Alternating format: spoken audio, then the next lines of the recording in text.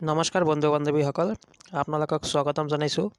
শিক্ষা বিভাগৰ পৰা এটা অফিচিয়েল নোটিছ আহিছে আৰু এই নোটিছটো হৈছে যি টেট কাম ৰিক্ৰুটমেণ্ট টেষ্ট গ্ৰেজুৱেট টিচাৰ আৰু পোষ্ট গ্ৰেজুৱেট টিচাৰসকলৰ কাৰণে হ'বলগীয়া যি ডেট আছিল 29 ডিচেম্বৰত, এইটো পষ্টপন কৰা হৈছে। ইয়াতে আপোনালোকে এই নোটিছখন চাব পাৰিছে। Government of Assam, office of the director of secondary education Assam, this is to inform all the concerned that the TET-CAM recruitment test originally scheduled on 29 December 2024 has been postponed and rescheduled to 19 January.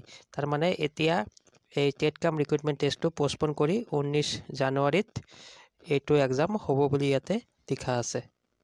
আৰু লিখিছে যে the candidate can re-download their আৰু admit card, মানে কেণ্ডিডেটসকলক তেখেতৰ admit card re-download কৰিবলৈ কৈছে।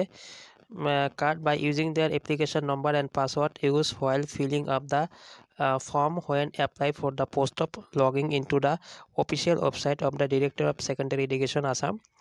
এইটো ৱেবছাইটত আপোনালোকে 3 জানুৱাৰীত ৰাতিপুৱা 11 বজাৰ পৰা আপোনালোকৰ এডমিট কাৰ্ডখন ৰি-ডাউনলোড কৰিব পাৰিব, যিটো এক্সাম 19 জানুৱাৰীত হ'ব।